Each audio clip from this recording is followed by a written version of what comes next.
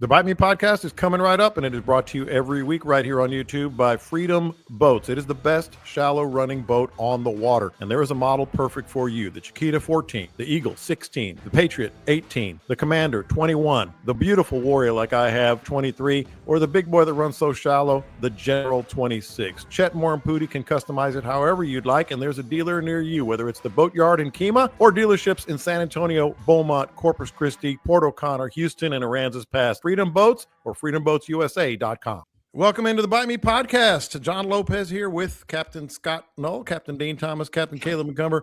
We were laughing so much off air, we decided we better get on air with all this stuff, talking about $3,500 barbecue pits and $330 barbecue pit covers and everything else. It is going to be a fun show for you guys today. Of course, the particulars are always important because we have so many listeners that join us every week, and we appreciate that for the first time. And you can go back and listen to all the podcasts by just going to Podbean to subscribe to this one. But you can subscribe everywhere, iTunes, Spotify, wherever. And of course, big thing right now. We're getting, especially now that we're doing the weekend shows over on Sports Radio 610. A big thing right now is joining the Facebook group page. That's where we get the topics. That's where we get a lot of questions and everything else. But I don't want to waste a lot of time on that. I want to get into a big week that we've had there this week, and looking pretty good. We definitely will do what would Scott do, what would Caleb do, and what would Dean do later on, because there's things to be answered. But you know what? Let's go to the people. Let's go to the people first before we get into some of the topics that I have on the rundown. Because one of our listeners here, it has to do with the week that happened. FG texted us and said the water warmed up and the fish never moved up to the flats. What's up with that? Dean, I know you were kind of chomping at the bit, so I'm going to start with you to get into that. Then we'll get into some more particulars on the show and such, but let's go right to the people here. Well, I saw that and I found it interesting because we've had crazy low tides. And so, and back it up for like almost 10 days even with ultra low tides. I mean, the water on the flats of Redfish Bay was gone, where all of the normal flats that we fish on were bone dry that you couldn't run across. Mm-hmm. But deeper flats that had deeper holes in the middle of them, which normally, so if the tide's normally 2 feet deep on that flat, there's occasional sand holes and indentions in the flat that drop off to 3 to 4 feet. And when the tide is abnormal, those deep holes don't matter that much. But when it drops, if you can skim across that grass and you can drop in those holes, it's what I've been doing. I've been getting away from the crowds and fishing on these random holes in the middle of the flats by myself. Another thing about the low tide, which I'm ready for the tide to come back up, because we're going to get to the tide. Trust me on that. Well, and it's part of the story, because the schools of redfish that have been gathered on those drop-offs have been discovered, and the crowds, the cell phone guys are they're destroying them. I mean, it is just crazy how they bombard them. And the guys, these bait dudes, just do not care. They will pile elbow to elbow on top of each other. And you can tell they're buddies because, they call their buddy and they come up and anchor the boat right next to them. 5 people on each boat, and they're just sitting there wearing them out. And I refuse to participate in those crowds. I mean, I don't care what's in there. I ain't doing it. I go find my own fish. So I've been fishing on these holes where places that are really hard to get to, but you skim across those flats. So back to my original point, the holes on those flats, even though the tide came up and the water warmed up, the fish haven't really spread out across the flats, but they're still in the vicinity of those deep holes. They haven't moved a lot, but they're on the flats. They're just kind of concentrated in those areas where those deeper holes are. What's the behavior like, Caleb and Scott? Scott, you're nodding your head. What's the behavior been like? Much like that?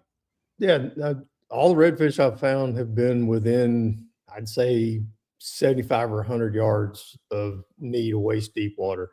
The ones that are up there really, really skinny that we like to sight cast to and fly fish on. Water is coming up a little bit, But the craziest thing is here we are, 1st of February, and the water temperatures are 68, 69. Yeah. I don't recall ever really having a sustained run of high water temperatures like that. We were all talking about how with that last front. Oh yeah, well, winter's here now. It ain't. Yeah. It left. It came in, knocked some shit around, and then left. Which is cool because I'm done with winter already. Well, I know I am. The real answer to what's up with that is we keep telling y'all we were just making crap up, and y'all keep laughing and thinking we're being funny about it. We're also on the backside of a full moon with pressure out the yang. I went Sunday, and I went to places there was fish on Saturday, and Sunday was a ghost town. So it's not hard to get where you think they'd be, and they're not there right now. There's all kinds of other stuff working against you too at the same time. Also, I'm done with winter. This sucks. Well, it has, but it hasn't been that bad at all. I said a big week. I'm getting that blue water fever for big time. Day after tomorrow, Captain Dean and his better half and me and my better half going to be heading to Costa Rica. And I was just talking to some guys that have some lures down there in Costa Rica. I'm like, I'm picking some up. That blue water fever is real, man. It's just different. We fish all the time. You know, some of us every day for long stretches. So it got me thinking. So we heard, we heard Joe Meyer on the podcast, actually on the radio show this week. And something that he said just blew me away. And it got me thinking about you guys. I've caught a lot of species of fish, not nearly as much as you guys, I'm sure. But I was asking him because he was talking about, and Scott, I'm going to start with you because you know Joe real well for decades. I said, so is there a game fish inshore or offshore that you have not caught? Because he was going through, well, the blue marlin. And he wasn't like bragging. We were just talking about it. Anybody who heard the show heard it. You know, blue marlin, white marlin, you know, every wahoo and you know, just name a sport fish. And he said, one. First of all, can you imagine, you know, those posters that people see inshore and offshore, you know, species in the Gulf of Mexico or just out there? He's caught all of them but one. Can you guess which one it was that he has not caught? Tarpon. No, he's caught tarpon. Sword. I mean, not wahoo. Swordfish. Swordfish, yeah. As a random guess. Yeah, swordfish is the only one. And I'm like, can you imagine catching every fish out there? You're like, it's amazing. Yeah. Well, I mean, way back, the Dave Boltice was head of Shimano, or the head of Costa, and him and Joe were really tight. And Costa, they were the number one Costa dealer in the country, and him and Dave would take off and go fishing all over the world. I mean, they would just crazy places. Yeah. And then he was with Shimano so much, and he's such a big dealer for Shimano. They'd take him all over the place. So yeah, he's gotten to see some pretty cool water. That's amazing. So I don't think you guys are down to one, but what are a couple of fish that you just still, you know, inshore or offshore, you still like, God, I really want to catch that one. Giant trevally. I say it all the time. Oh, you did say that before. That's my fish, man. One of these days. Caleb? Big rooster fish. Oh, wow. I've caught one of those. No, I didn't say they're hard to catch. Yeah, you just haven't. Yeah. When the guy I went with said we're gonna go in, I told him all I want to catch rooster fish. Oh, easy. Don't waste your whole day with that. Easy. Famous last words. 60 miles out, and the deckhand was sucking gas out of a jug and like plugging the motor in to keep it running. We came back in, and about there's like an hour and a half left in the trip. I was on a trip on the West Coast. There's about an hour and a half left, and I was like, all right, well, let's whoop over there and catch one of those easy fishes. And about 4.5 hours later, I told him it didn't seem overly easy to me. Dean? I want to go to the Sea of Cortez and catch a giant squid. Oh, wow. Only Dean. Only Dean. I mean, it's crazy. They go with those boats, they light them up, and they come to the light, and they drop that hook. And I mean, they're catching squid like as big as a house. Yeah. Text here. Everybody's a smart ass. John, he said big rooster fish. Come on, man. I've caught some big rooster. I've caught a big rooster fish before. No, it's good. So it's gonna be fun. Programming note. I'm sure I'm taking my my microphones and I'm sure we'll have some content there. If we do catch anything, might be good. February is a good month, which is weird. February is a really good month down there. I guess the tides. Oh no, yeah. I got some friends actually that just got back 2 days ago, and he was telling me, he said fishing was just off the chain. So yes, February new moon, it tends to be good. Yeah. All right, so let's get into it some more here. Are y'all ready to apologize to me yet? Who wants to apologize first for all the wisecracks about every time we talk about the weird things we see on the water? I always reluctantly say elk in Sabine Lake, and you guys roll your eyes. Scott is smirking as we speak. I never said you didn't see them much. We never heard anybody else mention it. Along the way, so Chuck Uzzle, I put the video on there. How much to pay Chuck? And beer. Chuck's part of it, man. For those who don't know, it was the damnedest thing. My kids were like 7 and 11, I believe, and we're fishing on the northeast end of Sabine Lake, and I was like, he thought they were deer and putted up there. About 15, 18 elk surrounded the boat where I could reach out and touch their antlers. They were curious, swimming around the boat, and Chuck mentioned, back in the day, some rancher, and they were there for a while, to the point where they actually called that cove occasionally, Elk Cove, or where the elk hang out, or when every once in a while they'd get in the water. I was like, damn. So I was right. This story went from I saw some elk swimming. Now they're swimming up to the boat and getting petted. No, and checking I've always said that. How the hell did this become John's own Aladdin story? And then one of them got in the boat and caught a redfish. He saddled one of them up, and then I saddled one. It was kind of hard for him to reel with his little hooves. But he got it in. Little slot red. Chipped off an antler and fashioned a lure, and yeah, that's right. Made a lure out of one of his antlers. Took some hair off his tail and tied a fly. But then I started thinking, we've all seen some. Who was it? Was it Scott? And that's going to be. Oh, by the way, another programming note. Not this coming weekend on Sports Radio 610, but next weekend. Pretty damn cool series of shows we're going to do about the places we fish. I'm going to talk to these three guys about where they fish, and Chuck, that's where I got the story, talking about Sabine, and Wayne Davis talking about Lower Laguna Madre. It's going to be a complete hour on every single popular bay that we fish, so you guys can listen to that on Sports Radio 610 weekend after this.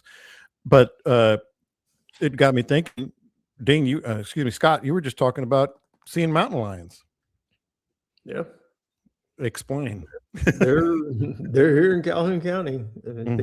People don't believe it, but I'm sure there's some around Dean over there too. Seen them. Well, I've seen one. Yeah.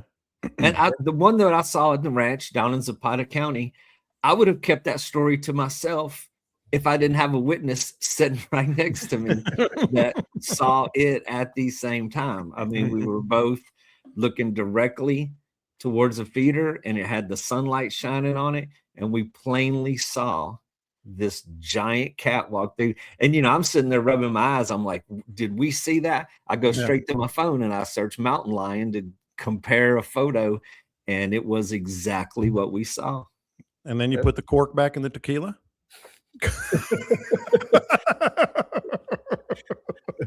On the ranch in George West, we had a mountain lion, and these are all confirmed sighting. Mountain lion, jaguarundi, which is cool as hell, ocelot, which we didn't say anything about that until we sold the ranch, and wolves. Wolves, I do believe wolves. Yeah. The last one I saw was, literally, if he was there right now, I could turn my head and see him. Mm-hmm. It was right there in the backyard. A wolf? No, the last mountain lion. Mountain lion. Mexican red wolves, by the way. Mm-hmm. So Scott, but you saw the mountain lion like from your boat? Didn't you say it was like on the shoreline or something? No, it's been been right here on my property. Okay. I've Okay. seen, Oh, them, three hey, times. I've seen them 3 times on my property. Mm-hmm. about 5 iterations later, it's going to be swimming up to Scott's boat and seeing what he was doing. You could scratch his little ears. He was purring like a kitty I cat. was scratching between the ears. Scott was rolled going over. like you do. I was right when I first dug the pond out here, and Mhm. the water was real low, and the pigs were coming in real heavy at night and tearing up the Mhm. bottom of the pond. So I slipped Mhm. out there with my light to shoot pigs and shine a light, and there was a mountain lion standing there about 50 yards away. Yeah. I was on my little pier, and it just kept drinking. It was just getting a drink of water. Turned around, looked at me, kept drinking, and walked off. Mm-hmm. And somebody asked, Caleb's got an ocelot in a little doggy kennel right there behind him. I've seen it. It's his fishing buddy. It's his tournament buddy. I don't think I ever said that. I think I always said that they surrounded the boat. I mean, it was wild. I got to find the pictures because we had the little throwaway cameras, so we did take some pictures. But until we see a picture, the story is going to remain a story. So you think Chuck? He was just backing me up? No, we're not concerned with Chuck's story. We're concerned with yours.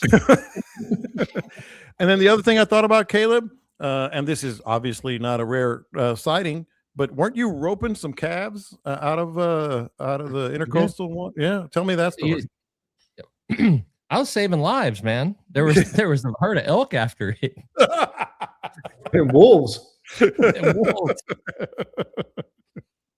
We were running down the river fishing, and Colorado, it was like a 8 or 10 foot clay bank, and that calf had fallen down on it. Mm-hmm. In my mind, I was gonna take the dock line and rope the calf, and then get it up that 10-foot bank fairly easily. But at that point in my life, I'd never lifted a small cow up a 10-foot clay bank, and it looked way shorter from the river. So it took a lot of doing, but I got that sucker up there. That did happen.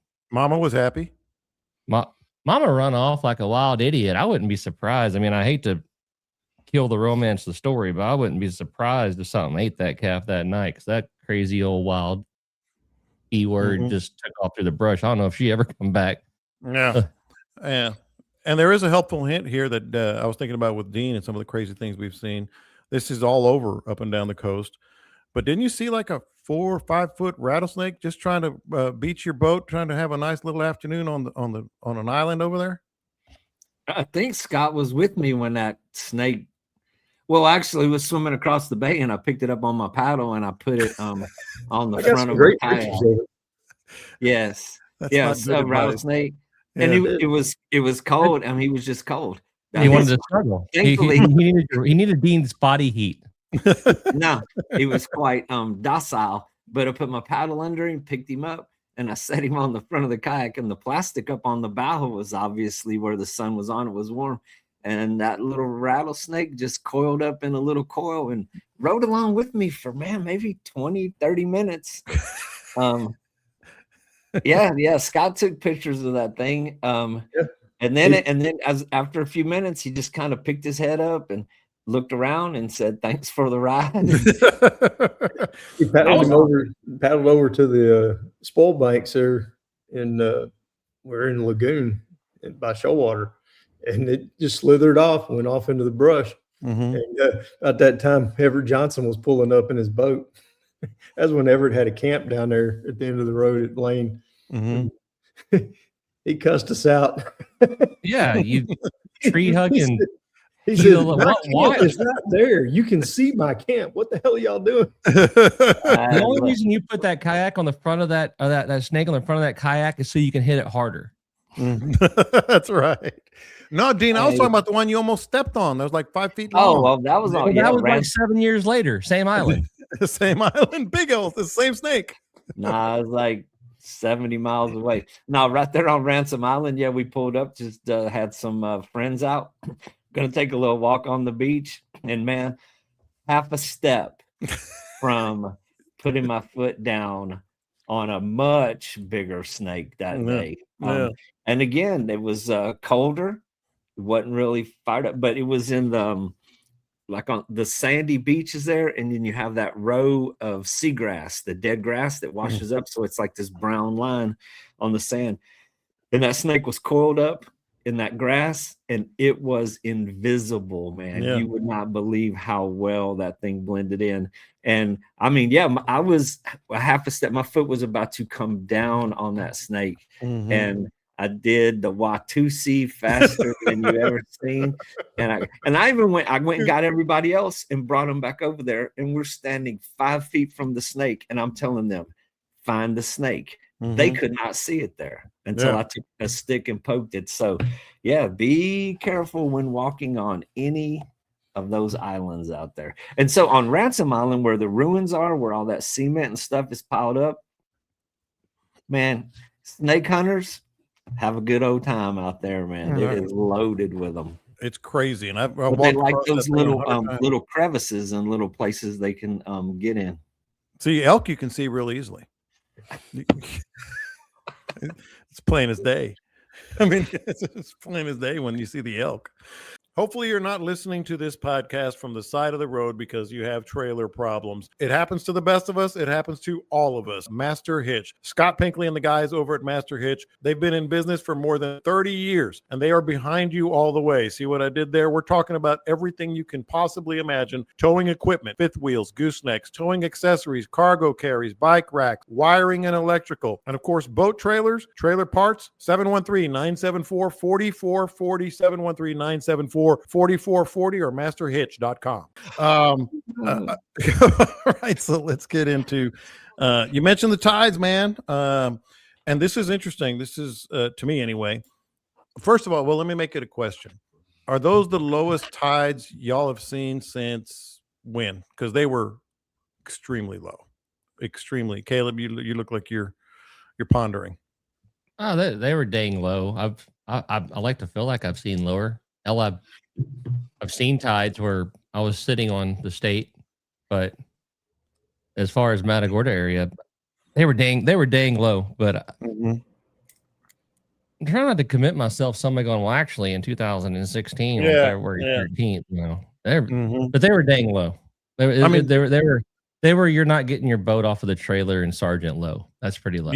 Yes, that's really low. And Dean, you sent a picture of something that we run across damn near every day. It was what, you tell me, but 15, 20 foot wide island? Oh yeah. Sandbar that you normally scoot over was a foot out of the water. So, I mean, the tides in the last, and they've come up a few inches in the last week. 2 weeks ago, 10 days ago, they were as low, equal to anything I've ever seen. I mean, I ain't going to say that they were lower, but they were definitely equal to as low as I have ever seen. Yeah. Dean, Scott? I can't recall being that low for that long. That's what's been really amazing to me is, I mean, it may have been as low as I've ever seen it. There was one day when I looked at it while I was out there because it was so extreme, and it was a negative 1.87. Oh, man. I don't recall ever seeing it get that low. It doesn't even move that much.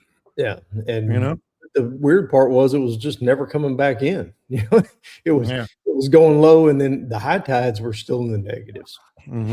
And John, I don't know who did it, but some good Samaritan went around the flats out there and stuck PVC pipes in your little prop killer that you ran into. There were some other obstructions that, man, I had completely forgot about, but someone stuck PVCs with orange reflective tape. Was there a popping cork on it? On a lot of obstructions, so they marked them for future reference. How about that? It's pretty cool to go out there to the old railroad and take a look at that on these low tides. I was man, yeah, I did that 2 days ago, and man, skimming across that flat. So here's a funny story. I pushed my boat for the first time. I had to step out and push my boat way further than I wanted to, man. It was at least 200 yards. So I pulled out there and I was fishing one of those deeper holes. And as we started drifting to the edge, there were reds in the sand holes. It was an afternoon trip. And so as I'm drifting across the flat, I'm just getting lured to the next sand hole, to the next one, to the next one. Man, soon enough, boom, boat parked, was not moving.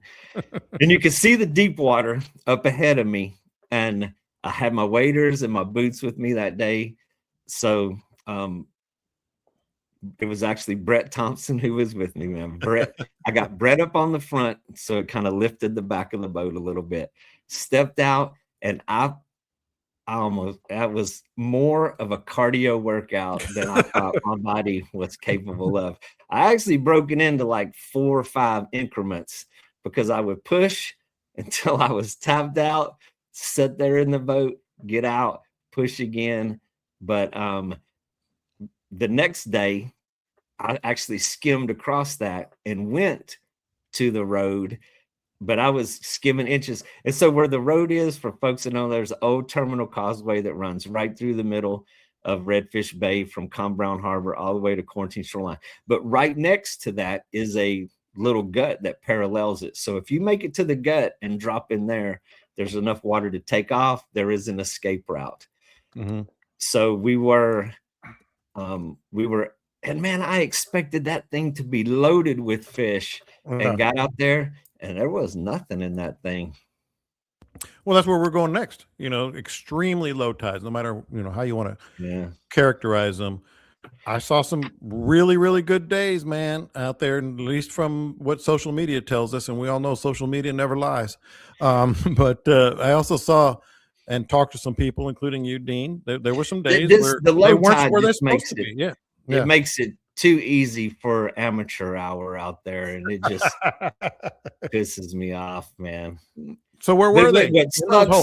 What sucks is the way that so many fish just get annihilated because the bait guides that got 5 and 6 people on their boat are just in 1 hour. 1 hour, it's just it's unfair to the fish. There should be a law against it. Well, the second part, Caleb, is I kind of framed this question of, did you take advantage of the low tides? Tell me what, if you did, and Scott as well, but also I didn't mean just fishing. And Dean referenced one point, somebody put some PVC on on the engine block that took advantage of my prop. But that's the main thing for me, man. I didn't get to go. I was doing a bunch of stuff here. And I really, really wanted to get out there just to mark stuff, see stuff. I mean, that's how I found the infamous nipple spot back in the day. Yeah. I went out fishing, and whoever said, what the hell, I agree with you, because I went and looked at places there should be fish and there wasn't. But I did go find some new sight fishing ground and some new flats, new to me, new guts. I got a whole new set of games coming up next time when I go fishing somewhere, whenever it's windy, because like I said, I got to see sandbars and features and stuff that I couldn't see before because the water was low and was clear. So great time to go check out new stuff. Scott, you say it all the time, but it's not just marking potential hazards. Kind of what Caleb was pointing out. I know you were out there. You do that for a living. I'm sure you were looking at some new. Did you find any new stuff? And it's advice for our listeners.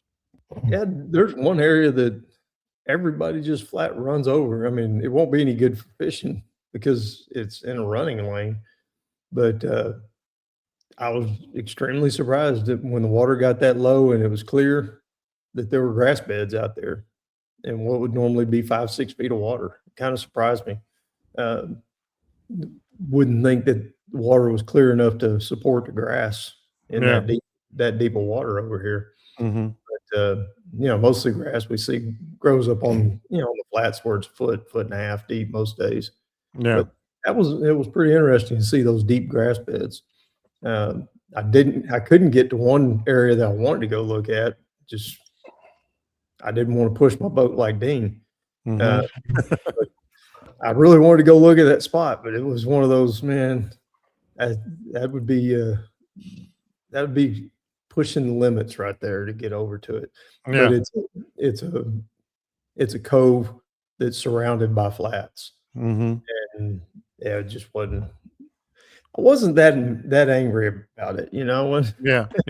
I wasn't just gung ho enough to go do that. I day. wasn't angry before I did it, but I was afterward. But John, I mean, you got another chance, John, to take Monday off, get back. I'm gonna be in Costa Rica. No, you got to come back because we're gonna have a northwest wind blowing 25, 30, 36, 37 on Sunday. All right, so I probably should be out there. That's normally the weather. Water's going to drop out hard again. Mm-hmm. And that's with a falling tide that's supposed to go into the negatives anyway. So that northwest blowing that hard with that falling tide, it's going to get really low. It's opening weekend of Aggie baseball Friday, and historically that is a cold blower because I went to one, and as much as I love opening days, never again. It is always a cold, miserable son of a gun. So what Scott said, I saw the meteorologist put out a post today. It's like, I wouldn't necessarily cancel your plans this weekend yet, but let's keep it on. Like, nah, you can cancel them suckers. The hell I'm not. That's right. The guys I coach baseball with said, man, we had practice at the indoor facility Friday, but I know that you and Cade like to go to opening weekend. I'm like, you can keep that practice. We'll be there, dog. That's right. And it's not just finding the shallow stuff, Dean. I've done this multiple times every bay I've fished after, when I'm out scouting. You can be kind of rolling around on a flat or a relatively shallow area, and all of a sudden you see, wow, it's deep there. Like you can find some deep holes. You talk about fish are falling off into some deep holes. You can find some deep spots that you didn't even know were there. They were easy to find last week because they were the only spots that have water in them. But then, the trick is to be able to get to them. And today, was quite interesting because our tide came way back up today. Mm-hmm. I mean, we were like in the +1 range, which is damn near able to run around wherever you wanted to. But I mean, this was just the first day that the tide has come back to that level. So because in our water temperatures, I mean, I haven't seen in the high 60s. We've still been having 64, 65, 66 at the most. So I mean, I don't think that's like where they're really out on the prowl. They're not going to run and cover a lot of area. The fish that I caught today were still hanging where they had been on the low tide. But, it's February, man. There's going to be a lot of variety. So, I mean, and I was just looking at the forecast. I mean, I don't see what it is Monday that's going to, I mean, we got north wind, but nothing too dramatic unless y'all saw a different forecast. Well, Scott was talking about Sunday going to be bad. No, the winds are going to be bad, but the temperature doesn't drop that much. Oh, gotcha. So northwest, I don't know. It's kind of a weird front. It's going to drop it into the 50s, but that's just no wait for it. Just wait for it. That's what I thought when I bought the tickets. I was looking at our water temperature the last few days, and the lowest it's been 66, and the highest has been almost 69. Well, let me ask you guys. Go ahead. You were talking about driving around on the flats and finding deep spots. This is an absolute true story. At least 5 times I found those holes in the flats and I marked them, and it didn't have nothing to do with fishing. It was whenever I had the particular opportunity to drop one of my buddies out to wade, I marked it so I knew where it'd be at. He looks over one side of the boat. Yeah, it's about 2.5 feet there. Well, just get off on the other side. Turns out Pat was about 2 inches too tall, but I dang near pulled it off. Right there. Just jump out. Yep. Only Caleb. Well, actually, not only Caleb. Let me ask you guys. That still cracks you up. I know I've told you before, but Blind Cut over there at the end of Mud Island, that is a deep cut. I don't know how deep that thing is. I never put a depth finder on it, but it's got a wall. I mean, you beach the boat, and the rear end of the boat is over your head. Yeah. It's like 10 feet in the middle of that thing. Yeah. And it's like a straight up and down wall through there. Jeez. And I pulled up there, beached the boat with the bow up on the front end. And we all went stepping off the bow, and one of my buddies stepped off the back. All we saw was a floating hat and his hands sticking up with his hands were up. One hand had a rod in it and the other hand had a cigarette in it. and he was gone. It's a satisfying sound. I've done it. I've done it myself, not to that degree, but where you think it's 1.5 2 feet deep, and you're raising your chin, trying to like, I need to get back to the boat. No, Steve was gone. I mean, Yeah. gone. Let me ask you this about the I call it the ditch, the intercoastal. A lot of boats. I'm sure you guys have all seen them. Just fishing that.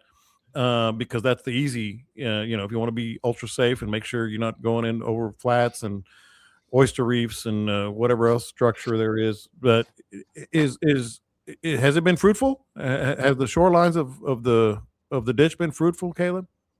I haven't played with it a lot in this really cold weather. I would imagine so. I mean, they got to go somewhere. I don't think it's going to be lights out like it would be like in the spring and stuff, because what drives the intercoastal is all the little bait fish coming out of the little cuts and stuff that are coming off and into it. Now it's more pretty much just some deep water, some shallow water beside it. But the stuff that pulls the fish up on the flats and gets them there and gets them active isn't overly prevalent. But that being said, you can still, like we got rock walls and stuff up and down the intercoastal here in Matagorda, and it's still 3 foot deep, 4 feet deep along it, and you can cruise along it whenever the water's clear and find some stuff. But in the wintertime, I don't dabble with it quite now. Up toward the fishing center up there, not the fishing center, up toward Matagorda Harbor, there's some good spots. Well, the caveat is that when the tide falls way out, then fish will fall out with it and live there up and down around the mouths of the back lakes and stuff like that. So, I mean, it could be. It's not something I mess with a lot in the wintertime, but whenever the little shad and stuff are out in the spring, then we'll fish schools on the side of the intercoastal.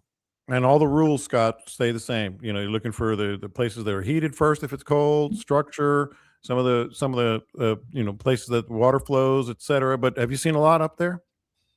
What I normally fish along the edge of the intercoastal is now dry. So I mean, it's dry and then it's deep. Yeah, you don't have a whole lot of in between. So I haven't really messed with it. It's just not sight casting.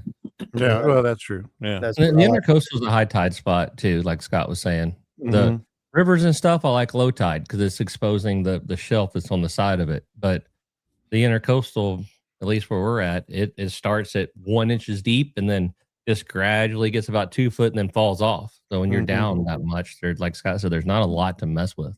Doesn't matter. Hey, did you guys do your homework? I sent you guys a homework assignment, a link. Dane, how are you on your homework assignment? My internet's not working right now. Yeah, sure. It's not. You're literally on the internet. His dog ate his internet. Like now. No, only link I had was a smoky sausage link. You've heard Mark Nichols on the podcast, and he's caught more fish and changed the fishing game like few others. Mark and DOA Lures have everything you need and want on the water. That's what we use. DOALures.com is the website. Of course, you got the classic DOA shrimp, but top waters as well. I'm a big fan of the PT7. You see us using that all the time. That is DOA. Get to a retailer near you. They are all over. Or go to DOALures.com and be sure to listen for Mark Nichols on this podcast. They have revolutionized the fishing industry, and they keep doing it. DOALures.com. Well, okay, so I guess I had it alongside some poke ribs on Super Bowl. That was the link you had. I know maybe Scott those guys that do the radio show with you in the morning will do it. Yeah, they do. I know Scott read the link because he sent it to me, and so what I wanted to ask you guys, if you think, and it's about the Gulf oystering crossroads, basically, but a fella, and I actually have it here in front of me, retired businessman John Eads. I think is he raising $250 million? That's over a 10-year period. Yeah. His goal is $250 million. That's a 25-year period. Yeah, there you go. I'm looking at it now. He's committed to $250 million over a 25-year period to help restore the oyster reefs. Right. And so I read the story and I thought it was awesome. He talked about the buybacks, which we've talked about here and such. But the question that I had and I'm gonna start with Scott because he actually, reads and does his homework. Apparently, he's the one that's going to be qualified to participate in this discussion. Scott, no, but you can't participate from this perspective. Scott, Dean, and Caleb are just sitting back, having a cold drink. But you can't participate in this question. Everybody's talking about restoration. We've talked about it here. We've talked Flatsworthy. We've talked, the farm oysters, which I know Dean has a friend that is farming oysters, and they're delicious. We've talked about, the buyback program and all that. And it's just, I read this, Scott, and I'm like, how much do I believe in a restoration? Nobody's saying, the oysters are going to go back to 1975 or whatever, what they were. But a tangible restoration, or am I just resigned to the fact that we're going to be doing this forever? Where are you with that? I mean, we're going to be fighting this forever. Is there a real potential for restoration with oyster reefs in any bay in Texas, or are we just kind of resigned to, we're just going to kind of chip away at it? Well, it can't go back to what it was.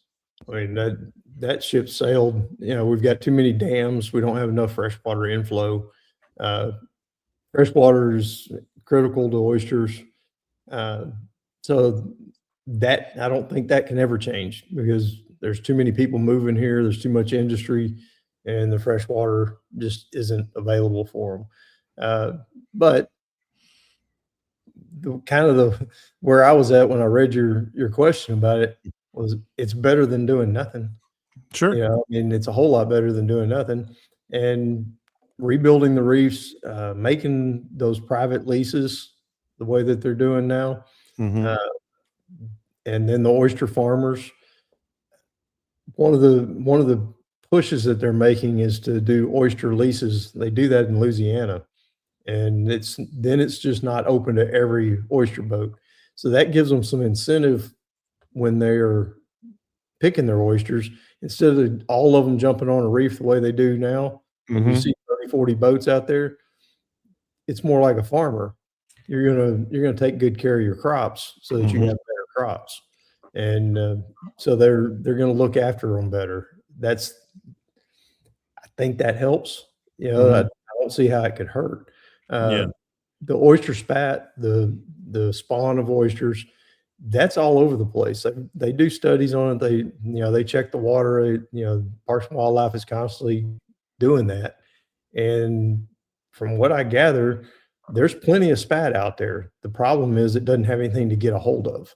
Yeah. So if you start rebuilding the bases, then they have something, they have to have a hard substructure to attach to. Mm-hmm. So now they're rebuilding some of that, using some limestone and base rock.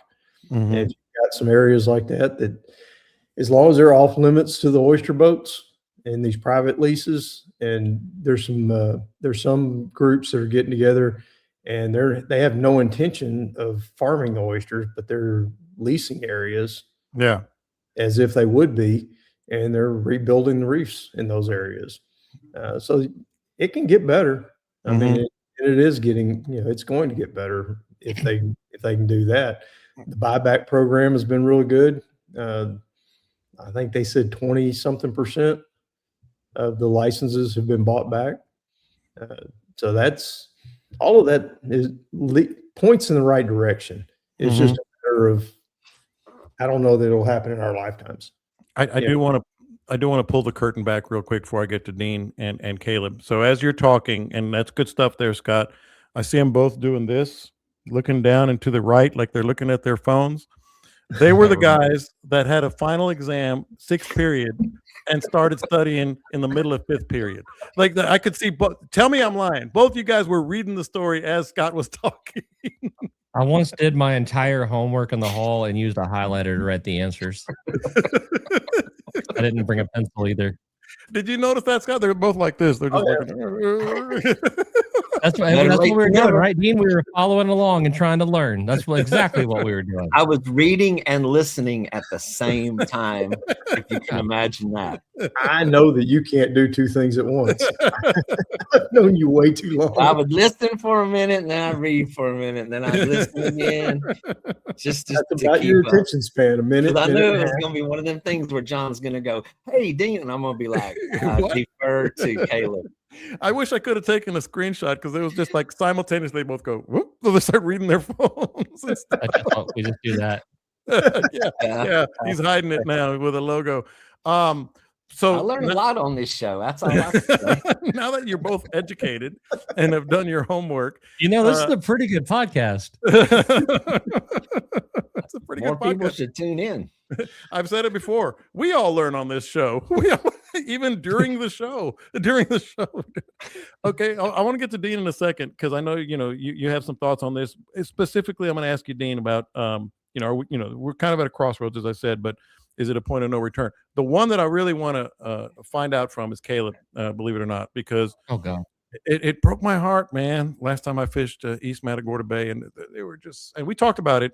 We'll talk about it in a couple of weeks when we break down Matagorda Bay, but just oyster heaven, man. And so, from your perspective, as Scott said, every little bit helps. It won't hurt, and maybe it'll take a little bit of a bite into it, but you feeling like point of no return or maybe a little bit of light at the end of the tunnel here? Man, I don't know. I'm not an oysterologist by any means. I think that's the official term. Yeah, I don't see how you get it back to where it was. And I don't know how long it takes to say you put all the stuff out there for little baby oysters to become mom and daddy oysters and have more baby oysters. I don't even know how long all that takes, but to get back where we are, John Cargus was talking about the half moon reef thing, and that's pretty cool. It saved my butt a whole lot of times, but again, not an oysterologist, but I haven't seen a heck of a lot of oysters out there. I see big old concrete pyramids that the fish like to hang around and peck on and stuff like that.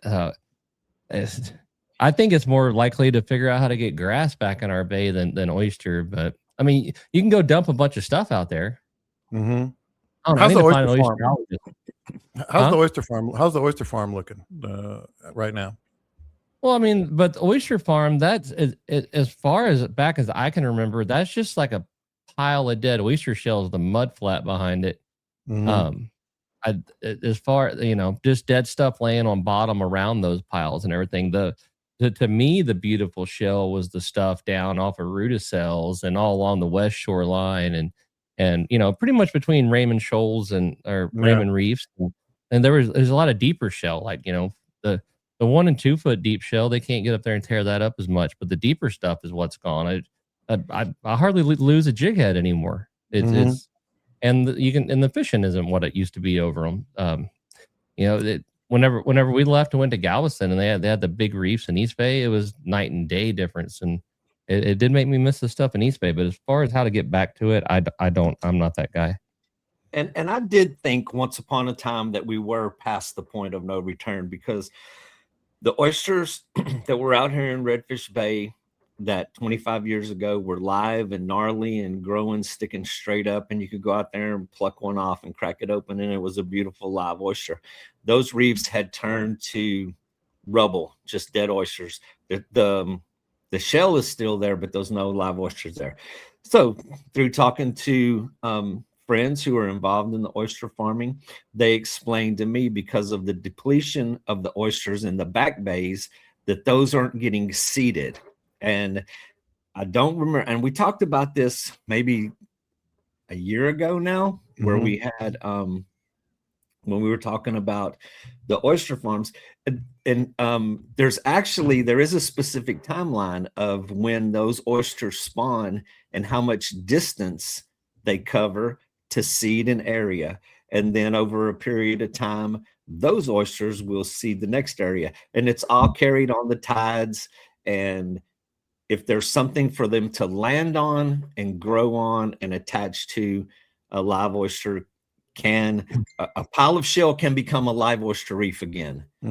So even though I kind of once believed that we were past that point, if those reefs in the back bays and those others are replenished, they will seed other areas. I mean, it will spread. Timeline, I'm not sure if it'll be in our lifetime. Scott, maybe somebody Caleb's, but I don't. Cades. I don't really take care of myself very well. I was gonna say the stupid stuff that Caleb does. We're lucky to have him this week. I mean, What is it? If it grows, I will hit it. Go ahead, Scott. No, I still see some live oysters. They're in small, like basketball size little clumps back in the back lakes and along the edges in places. I don't know how much that helps. What we needed was those big giant reefs. Mm-hmm. And the oyster guys, they've scraped all those off and they've made them big flat spots. Mm-hmm. The shell's still there, but it's down there low. It's on the bottom, and there's no relief. They call it relief when as it grows up. Say it's in 4 or 5 feet of water and it grows up 3 feet or 4 feet. That's the relief, the amount of relief off the bottom. And the higher up it is, the better off it is. A lot of the oyster reefs got knocked down so much by all this overfishing of the oyster boats that they're just not that tall anymore, and they can be easily covered with silt, which is what happened in Galveston. Right. Once they lost like 8,000 acres. There is no growing back. There's nothing to stick onto. Right. During Hurricane Ike, I want to say it was Ike, and they lost an estimated 8,000 acres of oyster beds. Mm-hmm. That's hard to replenish. It just got covered up by silt. Yeah.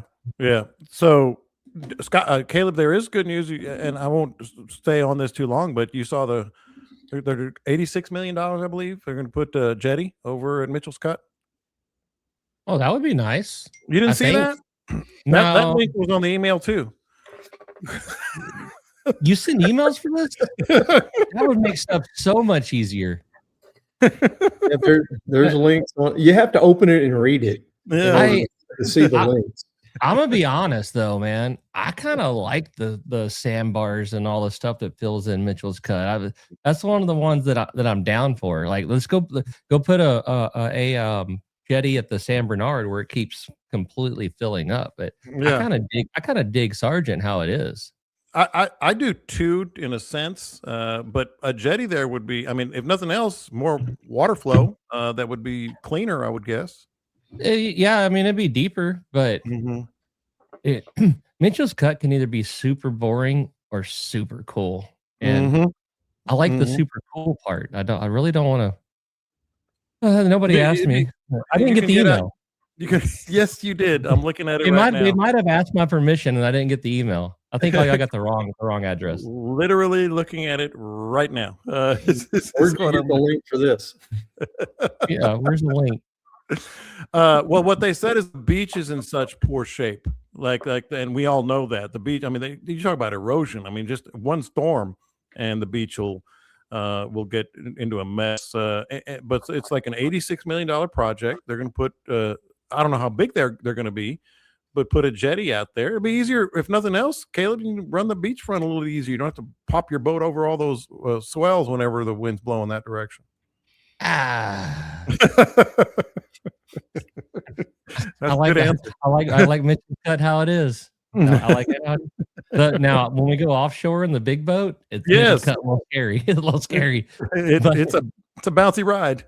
But if my 21-foot JH Outlaw who can handle anything, go buy one today. Tell him Caleb sent you. It is. I like it. I mean, it's a hell of a sand flat to sight fish. I like it. I'm really glad we're getting a jetty. We needed that. Thank you. It's going to change your world, man. So it did get me into this point, and we're going to do this, and then we're going to get into what would Scott do, Caleb and Dean, because we do have something to talk about on that. But it did get me thinking about, like, what are some improvements, and I'm not talking about the oysters per se anymore, but the jetty. Some things you wish could get done in your waters, or maybe some waters that you fish a lot.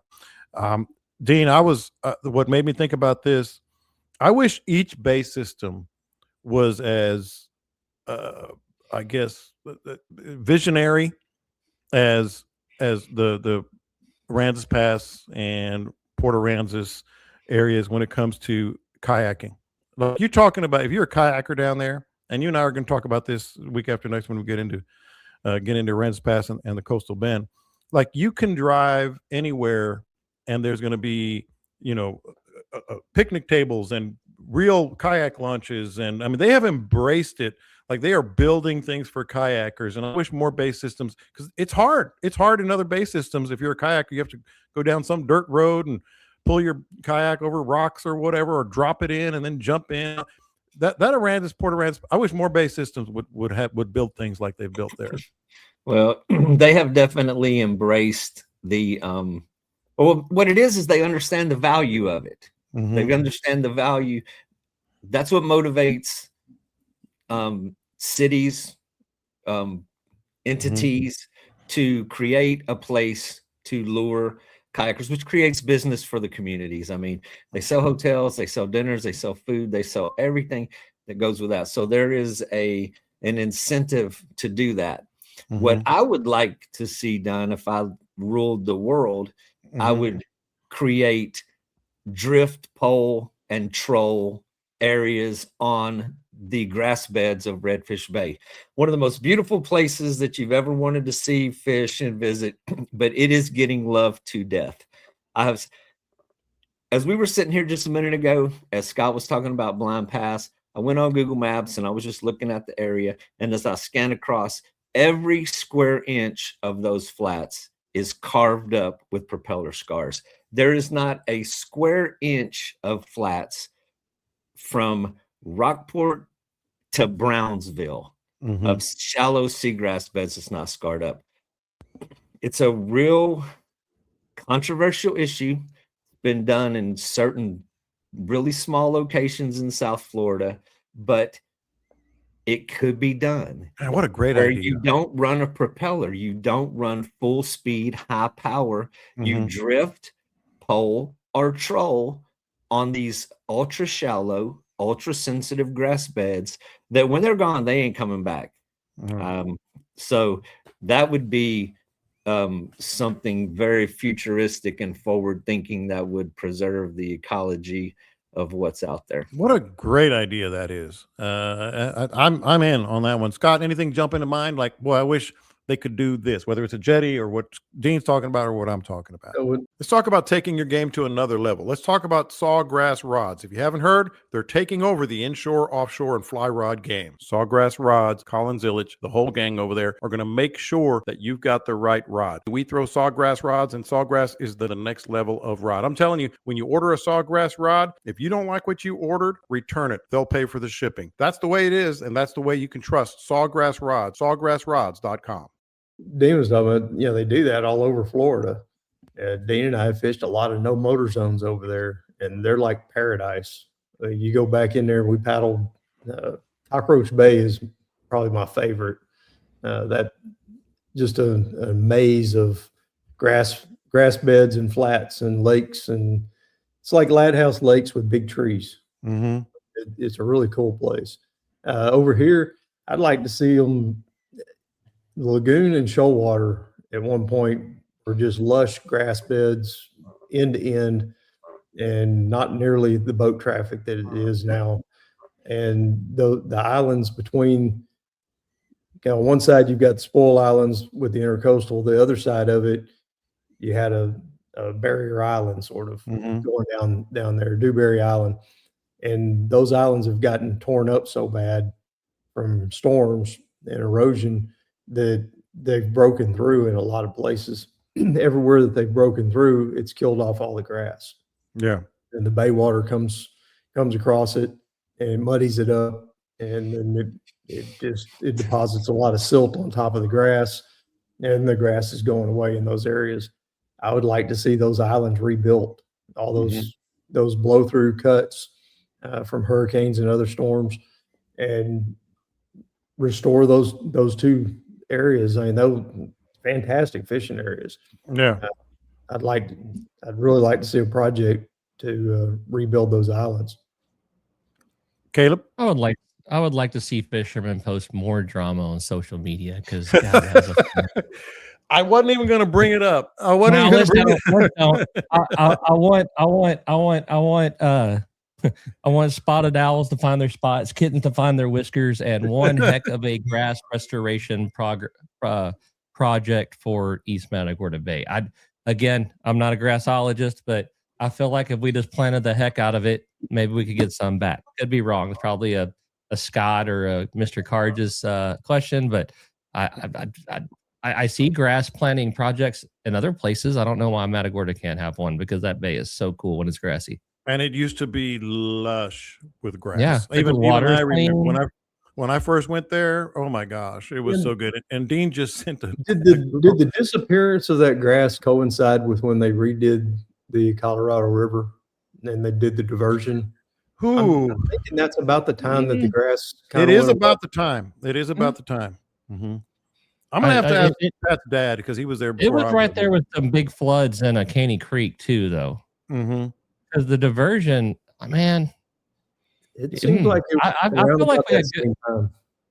Yeah, because I used to fish down there before the diversion, and there was always grass beds over in East Matagorda Bay.